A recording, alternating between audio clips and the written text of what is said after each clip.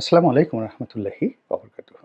সম্মানিত দর্শক, ডক্টর মোহাম্মদ ইউনূসের সঙ্গে ডোনাল্ড ট্রাম্পের সম্পর্ক এবং বর্তমান অন্তর্বর্তীকালীন সরকারের সঙ্গে আমেরিকার যে সম্পর্ক, অর্থাৎ ট্রাম্প প্রশাসনের যে সম্পর্ক, এটি নিয়ে নানা রকম পক্ষ এবং বিপক্ষের কথা, মিথ অ্যান্ড ম্যাথোলজি চালু আছে।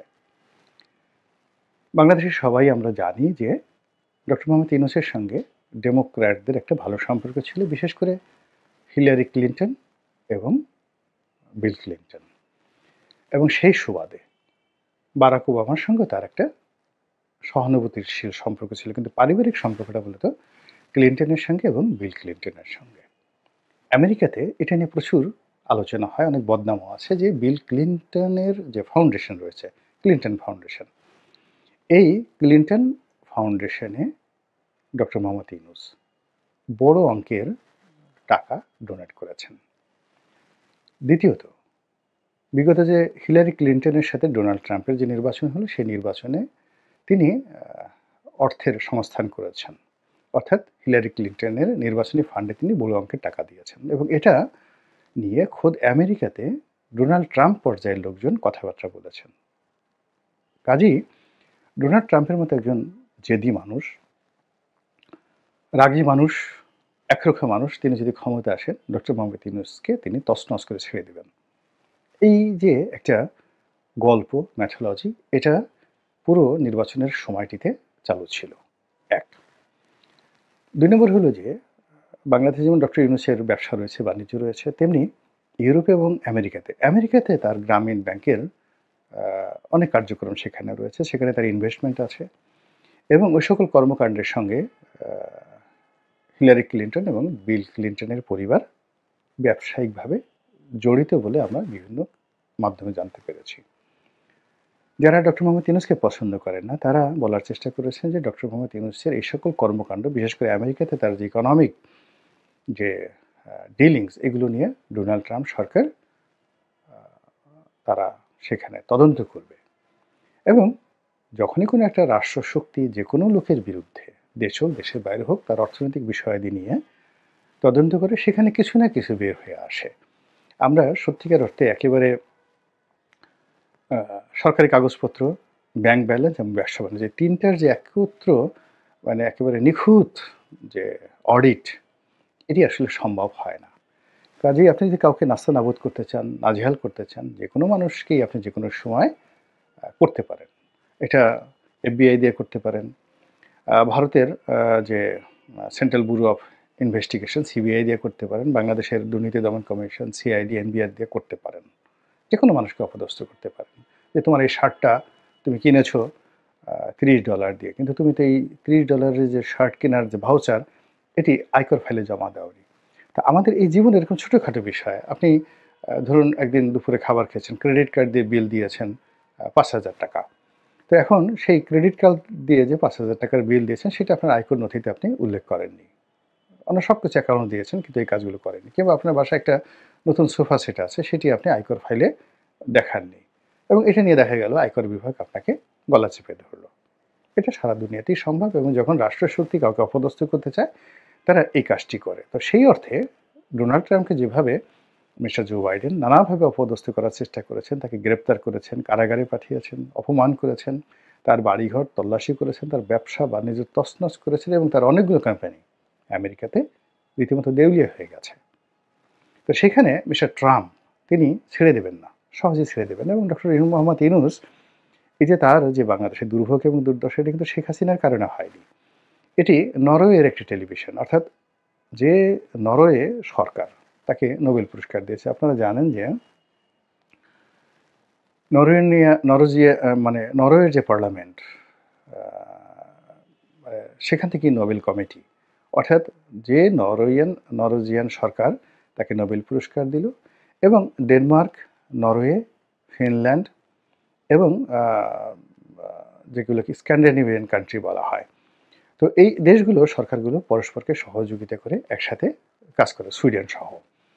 তো এখানে মূলত একটি টেলিভিশনের যে রিপোর্ট, অর্থাৎ গ্রামীণ ব্যাংকের যে মূল কোম্পানি, নরওয়ের কোম্পানি, সেই নরেন কোম্পানি টেলিনর। তো টেলিনরের সঙ্গে ডক্টর মোহাম্মদ ইউনূসের যে ব্যবসায়িক সম্পর্ক এবং লেনাদেনা, সেই লেনাদেনার একটা ইররেগুলারিটিস নিয়ে সেখানকার একটি টেলিভিশন একটি প্রতিবেদন প্রকাশ করে। এখানে বাংলাদেশ সরকারের কোনো হাত ছিল না এবং ওটাকে, যেমন ধরেন আমাদের শেখ হাসিনা, তো তিনি কি করলেন, জাস্টিস খায়রুল হক তিনি একটা রায় দিলেন, যে রায়টা প্রাথমিক অর্থে প্রথম দিকে যখন তিনি রায় দিলেন সেই রায়ে তার কিছু মন্তব্য ছিল যে তত্ত্বাবধায়ক সরকার আসলে মূল সংবিধানের সাথে কন্ট্রাডিক্ট করে। এটা সত্য কথা, কিন্তু বাংলাদেশের বাস্তবতায় তত্ত্বাবধায়ক সরকার দরকার এবং আরও দুটো নির্বাচন তত্ত্বাবধায়ক সরকারের অধীনে করা উচিত, এই কথাটাও তিনি বলেছিলেন। কিন্তু সেটা বাদ দিয়ে সংবিধানের সাথে কন্ট্রাডিক্ট করে এটাকে গ্রহণ করে রীতিমতো তোলপাড় করে দিলেন, সর্বনাশ করে দিলেন। তেমনি নরওয়ে সরকারের যে প্রতিবেদন, সেখানকার টেলিভিশনের যে রিপোর্ট এবং টেলিনরের সঙ্গে গ্রামীণ ফোনের, গ্রামীণ ব্যাংকের যে দূরত্ব, এইগুলোকে ম্যাটেরিয়ালাইজ করে তার সঙ্গে সঙ্গে দীপুমণি, ডক্টর দীপুমণি এবং তার স্বামীর সঙ্গে তার যে ব্যবসায়িক লেনদেন এবং একই সঙ্গে গ্রামীণ ব্যাংক থেকে যারা বিভিন্ন সময় ডক্টর ইউনূস দ্বারা ক্ষতিগ্রস্ত হয়েছেন, গ্রামীণ টেলিকম দ্বারা ক্ষতিগ্রস্ত হয়েছেন এবং ডক্টর মোহাম্মদ ইউনূসের যে সকল প্রতিপক্ষ রয়েছে সবাই গিয়ে দেখা গেল শেখ হাসিনার জমানাতে ডিজিএফআই, এনএসআই তাদের সাথে যোগাযোগ করে এমনভাবে পুরো পরিস্থিতি তৈরি করলো যেটা শেখ হাসিনা বনাম ডক্টর মোহাম্মদ ইউনূসের মধ্যে একটা বিরাট দূরত্ব তৈরি করে ফেললো। তো এই পরিণতিতে দেখেন শেখ হাসিনার কী হলো, ডক্টর মোহাম্মদ ইউনূসের কী হলো। আবার এখন ডোনাল্ড ট্রাম্পের সঙ্গে আমেরিকাতে ডেমোক্র্যাটদের ঝামেলা হবে, আবার ডেমোক্র্যাটদের যারা বন্ধু বাংলাদেশে ছিল তাদেরও ঝামেলা হবে এবং সেই অর্থে ডক্টর মোহাম্মদ ইউনূসের সঙ্গেও ঝামেলা হবে এবং এটা নিয়ে আমরা দীর্ঘদিন আমাদের দেশে যারা ইউনূস বিরোধী তারা কিন্তু বক্তব্য দিয়ে আসছেন এবং এটি ডক্টর মোহাম্মদ ইউনূস এবং তার যারা লোকজন রয়েছেন তাদেরকে যথেষ্ট ভয় দেখিয়েছে, আতঙ্ক সৃষ্টি করেছে এবং এই আতঙ্কের প্রেক্ষিতে বিভিন্ন রকম যে প্রচারণা শেখ হাসিনা স্টাইলে, হাসান মাহমুদ স্টাইলে কিংবা মোহাম্মদ আরাফাত স্টাইলে কিংবা ধরুন ছাত্রলীগ স্টাইলে, সুভাষ সিংহ রায় স্টাইলে অথবা নিঝুম মজুমদার স্টাইলে ডক্টর মোহাম্মদ ইউনূসের যারা এই মুহূর্তে গদি মিডিয়া রয়েছে, অর্থাৎ কিছু মিডিয়া আছে যারা সবসময় ক্ষমতার চেয়ারকে কেন্দ্র করে রিভলভ করে এবং খুবই লজ্জাকর ঘটনা। আমি খুব মানে যাকে বলা হয় নিজের কাছে খুব ছোট মনে হয় নিজেকে, যে আমি এমন একটা দেশে জন্মগ্রহণ করেছি, এদেশের কোনো মানুষই ক্ষমতার বিরুদ্ধে দাঁড়াতে চায় না, তারপর সত্যের বিরুদ্ধে যেতে চায় না। তারা সকালে যে কথাটা বলেছে সেই কথাটা তারা জানে যে মিথ্যা কথা বলেছে, কিন্তু বিকেলবেলা কিয়ামত হয়ে যাবে, একেবারে আজরাইল এসে তার গলা টিপে ধরেছে, তারপর সে স্বীকার করবে না যে আমার ভুল হয়েছে বা তার কথা পরিবর্তন করবে না, আমি বাঘের বাচ্চা, আমি যে কথা বলেছি সেটার উপরে স্থির থাকবই, এইরকম আর কি সুবিধাবাদী যারা লোকজন রয়েছে। তো এই সুবিধাবাদী লোকজনদের মধ্যে যারা মিডিয়া চালায়, ভারতে যেগুলোকে গদি মিডিয়া বলা হয়, বাংলাদেশে এগুলো এখন ইউনূস মিডিয়া হয়ে গেছে। তো সেই ইউনূস মিডিয়ার যারা লোকজন রয়েছেন তারা সামাজিক মাধ্যমে, তারপরে গণমাধ্যমে, তারপরে পত্রপত্রিকাতে বিভিন্ন লেখা লিখে যে জিনিসগুলো প্রচার করার চেষ্টা করছে সেটা হলো ডক্টর মোহাম্মদ ইউনূসের সঙ্গে ডোনাল্ড ট্রাম্পের একটা সমঝোতা হয়ে গেছে, তাদের একটা বন্ধুত্ব হয়ে গেছে এবং সেই বন্ধুত্বের নমুনা হিসেবে কয়েকদিন আগে আমরা দেখলাম যে মহাকালের মানে এ যাবৎকালে বাংলাদেশের যত বৈদেশিক চুক্তি হয়েছে এর সবচেয়ে বড় বৈদেশিক চুক্তিটি হয়েছে আমেরিকার সঙ্গে বাংলাদেশের ট্রাম্প প্রশাসনের সঙ্গে। কি হলো, সেখানকার একটা তেল কোম্পানির কাছ থেকে আমরা মানে নিরবচ্ছিন্নভাবে তেল গ্যাস পাওয়ার জন্য একটা চুক্তি করেছি। এটা কি হলো, ডোনাল্ড ট্রাম্পের সাথে সম্পর্ক যদি না থাকতো এই কাজ হতো? এইরকম অথর্ব, এরকম নির্বোধ, এরকম নির্বুদ্ধিতার মতো যে প্রচারণা। মূল ব্যাপার হলো যখনই কোথাও একটা খুব বড় ধরনের কেনাকাটা হয় সেখানে ভীষণ রকম দুর্নীতি থাকে, অনিয়ম থাকে। তো রাতারাতি আপনি আমাদের দেশে যে সকল দুর্নীতি হয়েছে শেখ হাসিনার জমানাতে তার 90% দুর্নীতি হয়েছে জ্বালানি এবং খনিজ সম্পদ মন্ত্রণালয়ের মাধ্যমে। আপনি এই যে ব্যাংক থেকে টাকা লুট, হরি লুট, এস আলমের দুর্নীতি, তো এইগুলোর সঙ্গে আপনি মানে এগুলো টোটাল দুর্নীতির 10%ও না। অর্থাৎ এস আলম, বেক্সিমকো, সামির গ্রুপ বা ব্যাংক থেকে অন্যান্য যারা টাকা লুট করেছে, ধরেন 2 লক্ষ কোটি টাকা। এখন আপনি 1 বছর যদি 5 বছর ধরে বাংলাদেশে যে পেট্রোলিয়াম আমদানি করা হয়েছে, পার লিটারে যদি 1 সেন্ট করে বা পার লিটারে যদি আপনি 2 টাকা করে আপনি চুরি করেন, তাহলে গত 15 বছরে এই পেট্রোলিয়াম আমদানিতে কত টাকা চুরি করেছেন? আচ্ছা, আবার এই পেট্রোলিয়াম ডিস্ট্রিবিউশন, বাংলাদেশে পেট্রোলিয়াম ডিস্ট্রিবিউশন অর্থাৎ আপনি যাদেরকে পরিবহনের দায়িত্ব দিচ্ছেন, ট্রাক কোম্পানি, লরি কোম্পানি, তারপরে এই বিভিন্ন জাহাজ কোম্পানি, লাইটারিং কোম্পানি, কত হাজার কোটি টাকা দুর্নীতি হয়। এরপরে তেল গ্যাস উত্তোলন, একটা হলো বিদেশ থেকে আপনি কিনবেন, তারপরে এখানে ডিস্ট্রিবিউশন করবেন, বিক্রি করবেন, লাইসেন্স দিবেন, এগুলোতে আপনি টাকা মারবেন, তার সঙ্গে সঙ্গে আবার সিস্টেম লস দেখিয়ে এখান থেকে টাকা চুরি করবেন। গেল তেল গ্যাস। এরপর আপনি বিদ্যুৎ সেক্টর চিন্তা করেন।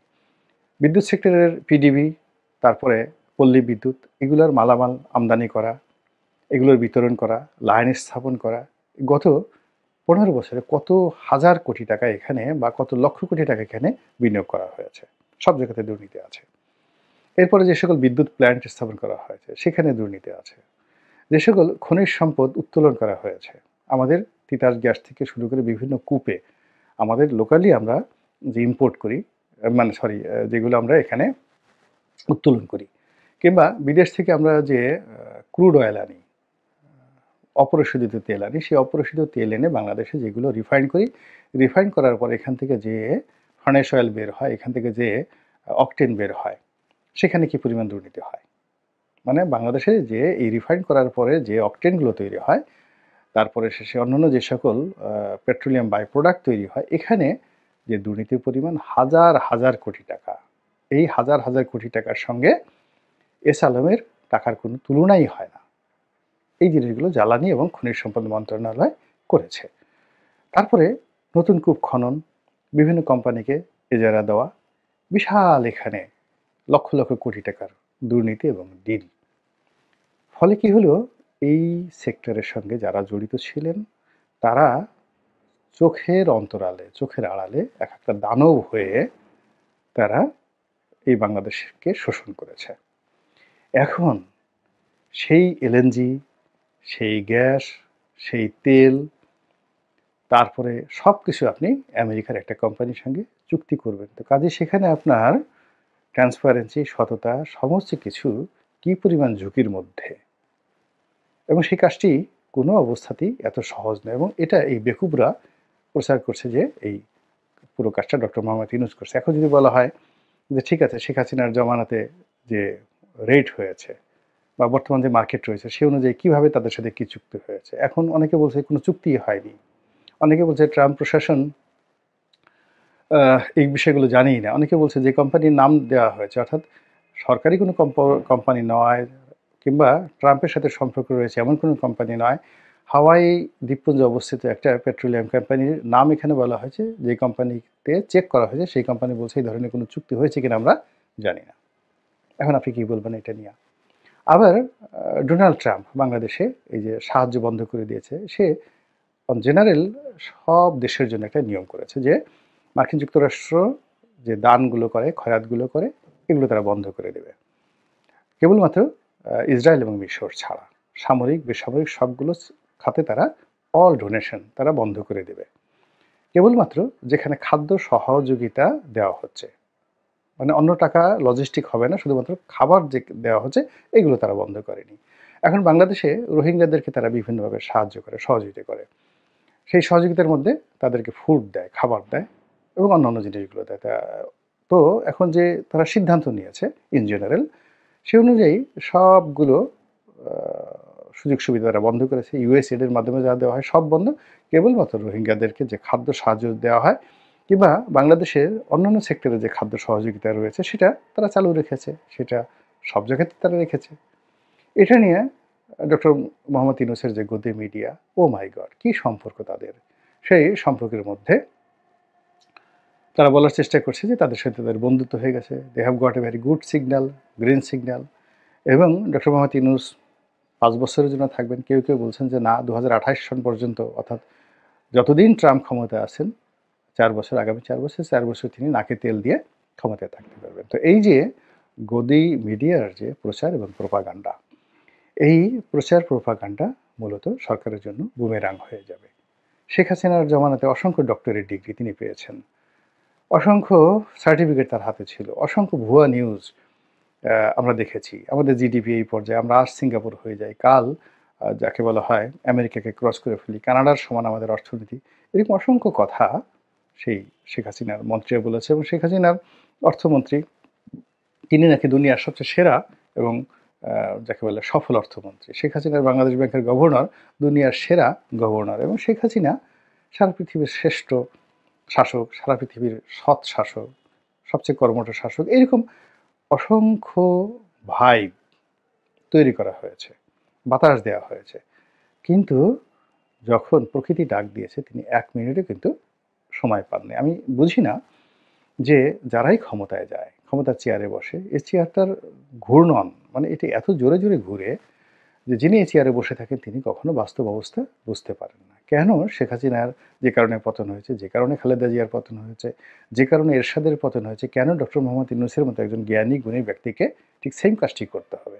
কেন তাকে এই যাকে বলা হয় পেটি মিডিয়া ম্যান, গদি মিডিয়ার অনুগত হতে পারে, যারা শেখ হাসিনার ১ কাপ চা খাওয়ার জন্য জাস্ট গণভবনে ঢুকেছে এই দৃশ্যটুকু দেখানোর জন্য নিজেদের সবকিছু বিসর্জন দিতে পারে, ইজ্জত আবরু বিসর্জন দিতে পারে, তথ্যমন্ত্রীর সঙ্গে শুইতে পারে, রাত্রি যাপন করতে পারে, সেটা পুরুষ হোক নারী হোক। তো এই প্রকৃতির ক্যারেক্টারিস্টিক্সের যে লোকজন, তাদেরকে কেন ডক্টর মোহাম্মদ ইউনূসের লাগবে, এটা আমি মাথায় আমার আসে না। আল্লাহ আমাদের সবাইকে হেদায়েত দান করুন এবং হেফাজত করুন। আসসালামু আলাইকুম ওয়া রাহমাতুল্লাহি ওয়া বারাকাতুহু।